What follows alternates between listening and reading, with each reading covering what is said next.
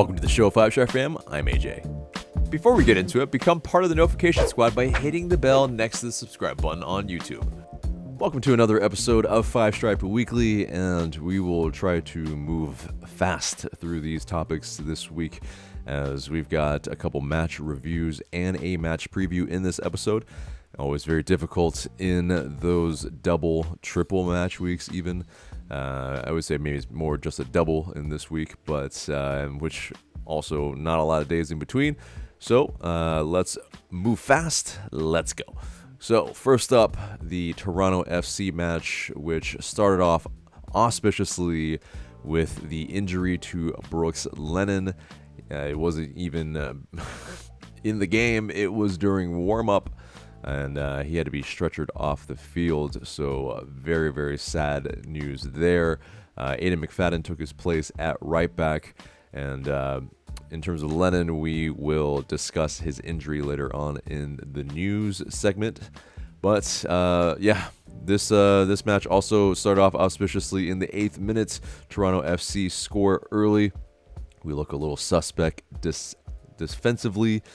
And, it was when their player Nelson slid the ball to Osorio near the end line. And, they cut the ball back to slot it past Rocco Rios Novo. Now, they almost scored again in the 21st minute, almost out of a set piece. At the very least, we did not concede from a set piece in this case. But ourselves, our attack has been still, looking pretty decent, and in possession we still look, pretty good. It's the kind of same old, a little bit, kind of the Deborisms a bit, where we look strong in possession, but just not enough in product. But Araujo, Moreno, Cisneros, they all look pretty good together, along with Jose Martinez up top. But ultimately, it ended the half 1-0. That second half, Luis Araujo, he leveled it with just a beautiful, beautiful goal. It was where Franco Ibarra, he sent a through ball to Araujo, who was running in behind. And, he used his speed and trickery to get past a couple defenders, and basically that outside of his left foot, scored a sweet goal that leveled the score in the 57th minute. And to note, this was Ibarra's first ever assist in MLS, which Ibarra has been playing pretty decently on the ball, and been, pretty tough as nails defensively for us in the middle too. But we unfortunately we conceded another goal. They regained the lead, Toronto, in the 78th minute, and it was out of a corner kick. And it's just more defensive frailties late in matches, a just unfortunate goal to give up there, where now we're chasing the game away on the road, and we throw the cold kitchen sink, where Machop Chol comes in as a sub, his first minutes, along with Dom Dwyer, Amar Sejdic, and it's basically we had to as well, but it just wasn't enough. It's just another instance of where, whether it's from a tying position or from a winning position, we have not been very strong in, keeping those positions. But, ultimately this one got away from us a little. We just look very, very soft defensively multiple times throughout many matches, and especially on the road. It's somewhat anemic. We, obviously aren't playing our A lineup, but Almeida, will be returning soon from the suspension from the very, very silly red card at the end of the Columbus Crew match. But it's also, there is enough talent. There just is not enough cohesiveness defensively to defend as a unit. There's just too many moments where we switch off. And unfortunately, that happens again in the next match. So the New York Red Bull match on Thursday, June 30th. So basically, it was, LA United, we look very, very strong on the ball. We look probably relatively better than we have ever at Red Bull Arena, where, not only the possession numbers, but, Red Bull don't look very dangerous. And unfortunately, they stole this one from us with 2 late goals. But, starting off, this was a pretty different starting 11. It was more of a 5-3-2 with the wingbacks Wiley and McFadden, and DeJohn, Campbell, and Franco as the center backs. And then that 3-prong midfield with Sejdic, Ibarra, and Josetu. So Heinemann and some others miss out, including Jose Martinez in this one, at least from the starting lineup, where Cisneros and Luis Araujo were the 2-prong attack up top. And largely, we looked like we were pinging the ball. We were one-touching it at times when we needed to evade that press from New York Red Bull. And, we definitely, in a lot of senses, there's some positives to draw from this, but it is, kind of pretty much 0-0 for most of this match. And especially that first half, where it is, something where it seems like we are almost destined to some 0-0 draws.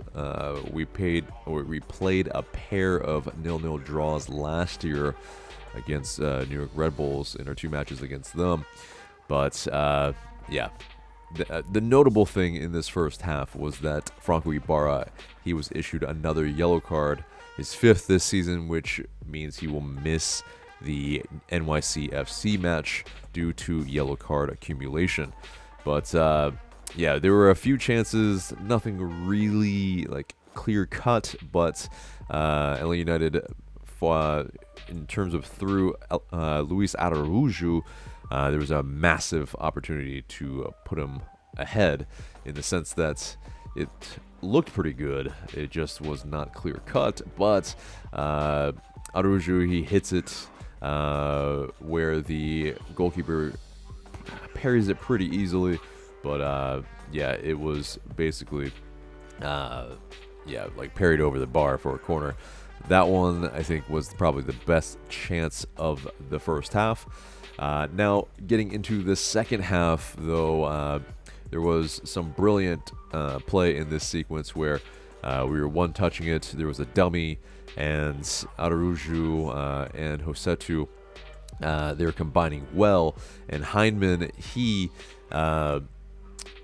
gets Heinemann comes on in the second half, and Heinemann, he and Cisneros, there were some good plays between them, but essentially, there was on the far post, McFadden, he gets on the end of a cross from Wiley, and in the 6-yard box, he heads it towards Emerson Heinemann, who has his shot deflected off a defender, but it goes right to Jose Martinez, who was able to finish off that rebound and tap it in for the first goal at Red Bull Arena in quite some time, if ever, which makes this just one of those goals that you gotta pick out almost. But that lead, short-lived. Jose Martinez's 4th goal of the season it puts us up, but it wasn't enough. Basically, Red Bulls, they drew a foul in the box from Wiley. Pretty unnecessary foul, but I mean, it's a 17-year-old in the game. I mean, this is what those growing pains are. And Lewis Morgan, he slots away the penalty past Rocco Rios Novo, who, post-match said he had done some research on Rocco Rios Novo and knew that going down the middle was the move.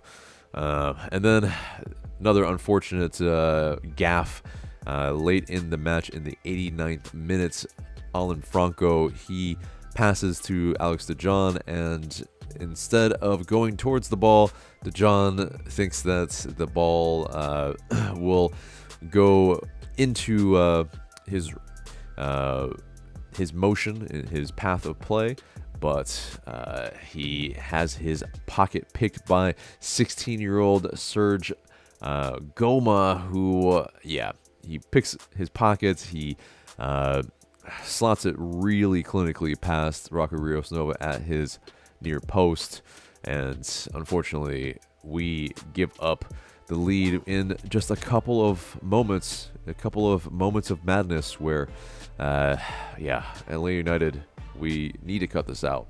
It is to a level where on the road it's a lot of deja vu, and it's definitely maddening to a lot of fans, but it's also, you have these errors are from players that are either inexperienced or maybe just not good enough. They're not at the required level, and it's just like the backups. It's kind of the lumps that we unfortunately are taking at the moment.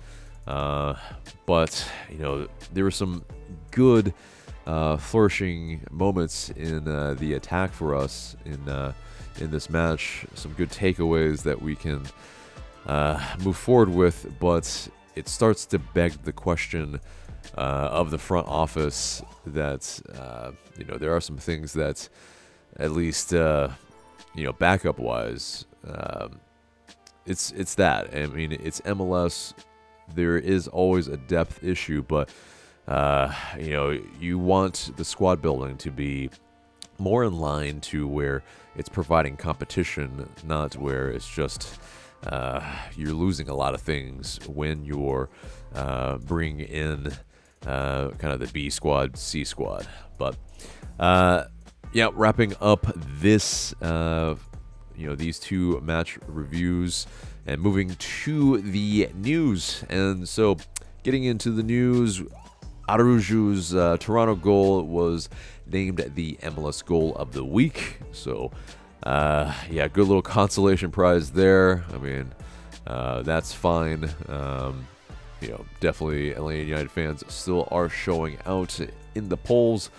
But the sad bit of news this week, another injury. Brooks Lennon, he will miss approximately 6 to 8 weeks after suffering that MCL sprain in the warm-ups to Toronto FC. So, 6 to 8 weeks, pretty much 2 months, probably 2 months and some change to be able to get back on the pitch. But, apparently he slipped on the hard rubber surface that surrounds the touchlines at BMO Field. So, excuse me. That's, one of those freak injuries that we can't seem to shake right now at the moment. But moving on from that, some reinforcements for the defensive line. They announced Raul Grudino last week and also Juan Jose Purata on loan from Tigres. It will be for the remainder of the 2022 season with an option to extend the loan for 2023 with a purchase option. The Mexican defender, he will occupy an international spot. He was said by Bocanegra to have an extremely high ceiling. He is, just 24 years old. In terms of center backs, definitely a young enough age. But definitely a guy that's, he's probably a little bit more than a warm body. He's got some promise, and he's got some size that can help us. And yeah, he has previously played in some fairly big matches. With his first goal coming in the Champions League against Alianza FC in the round of 16. So, very funny though. This player getting a lot of love from the ladies and maybe some men and others, but the team knew what was up. There was almost like a whole kind of Twitter feed of LA United fans that were thirsting over Juan Jose Purata. But there was one post from LA United where they're drinking some it's hot. They're Purata's drinking some water, and it is completely a thirst trap and quite hilarious, quite funny. One of the best kind of cheeky Twitter posts by LA United in recent memory. But moving on from that, the loan for Ronaldo Cisneros has been extended through the end of the 2022 season. We also hold a purchase option upon completion of the loan. Cisneros, he has been a good player for us, I think, in pretty much the 9 starts that he's had in the 10 MLS appearances. He scored 4 goals. Definitely a guy who's been productive, a willing runner, a guy who's kind of that second option that provides a good foil for Jose Martinez. I think, a guy that a willing backup, but also a guy who has mostly started in his tenure so far. So a guy that has some good promise that can provide something different as a target up top for us. But moving on from that, the transfer rumor of the week: Aldo CV winger Edwin Mosquera. He apparently is close to being an Atlanta United player, according to Cesar Luis Merlo and German Garcia Grova. He's a 20-year-old winger, Colombian U20 international. He had 4 assists in the 2022 season, and he's basically currently on a $330,000 loan with Argentine side Club Atlético Aldosivi, and he is pretty much a product of the Independiente Medellin Colombian club. But he seems to be a speedy forward with a guy. He's a guy that can send in some crosses. So maybe we might need a little bit of that in the steed of Brooks Lennon, who will be missing from the squad for a couple months. But this follows the admission that Gonzalo Pineda, he did say to the media that we might bring in a U22 initiative designated player in this transfer window. So it might be the guy in Mosquera.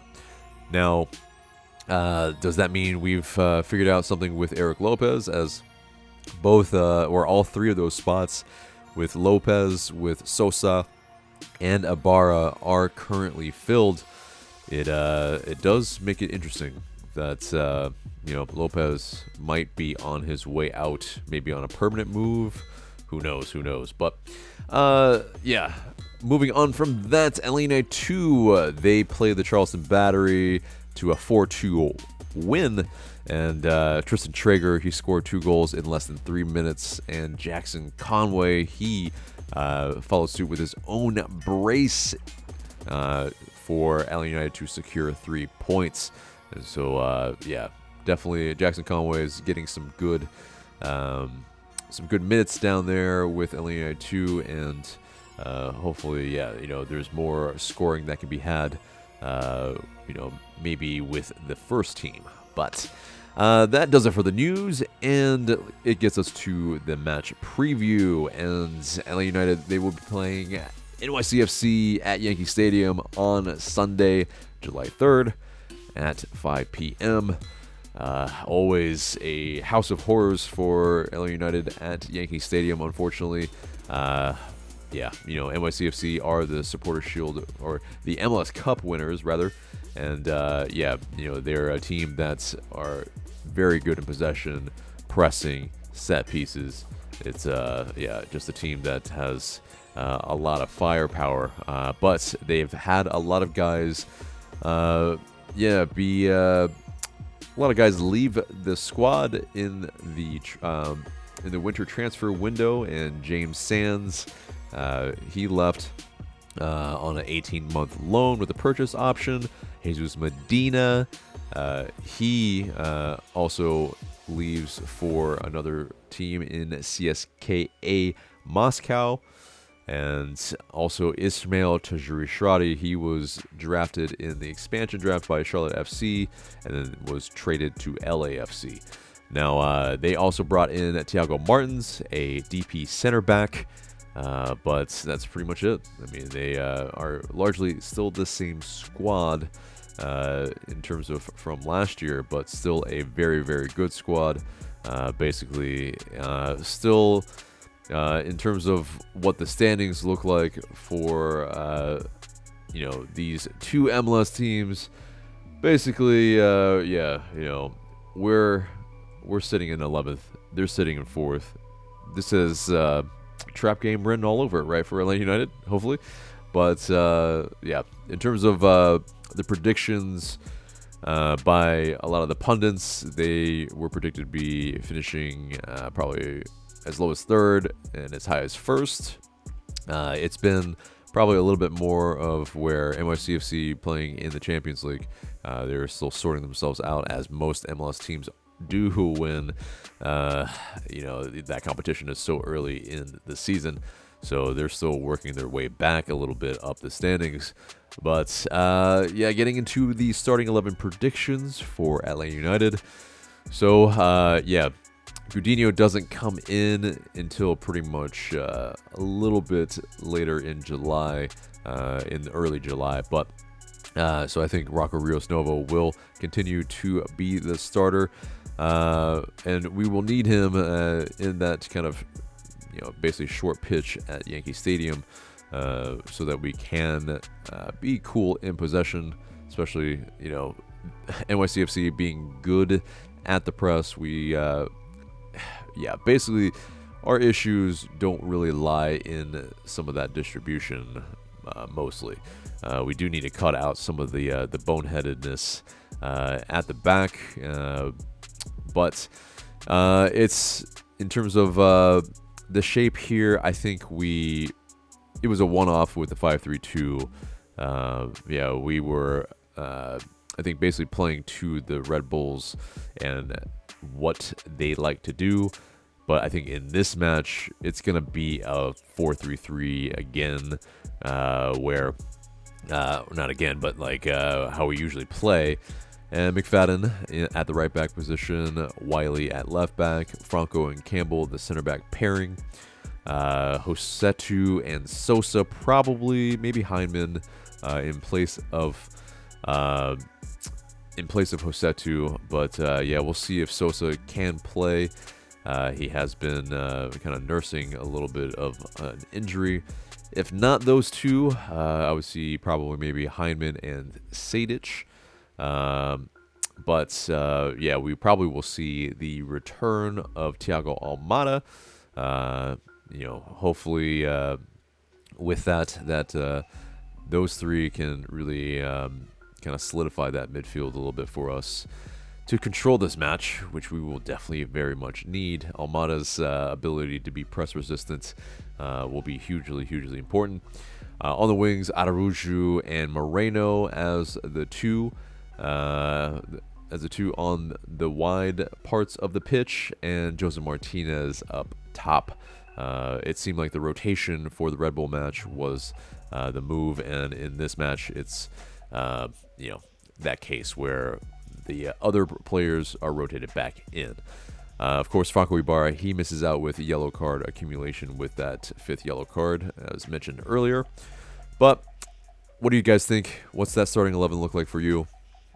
We got to predict the score now, and unfortunately, I don't think it's going to be very much sunshine and roses. I think, unfortunately, it's another 2-1 loss. I think we can hang around in there, but I think ultimately the House of Horrors at Yankee Stadium leaves it another L on the road. But hopefully not the case. Hopefully we can do better. But I think at the moment we are just reeling in the defensive department. Both fullbacks being pretty inexperienced, and then plus I think some guys that maybe just continuity-wise haven't played many minutes together. It's going to add to another loss. But what do you guys think? Let us know in the comments below. But that, guys, pretty much does it for the entire episode, except for the question of the day. And the question of the day is, what is a salvage of the season for you in 2022? Let us know in the comments below. Looking forward to what you have to say. But guys, that is the episode. Remember to like, share, comment, subscribe. And I've been AJ. Thank you so much for watching.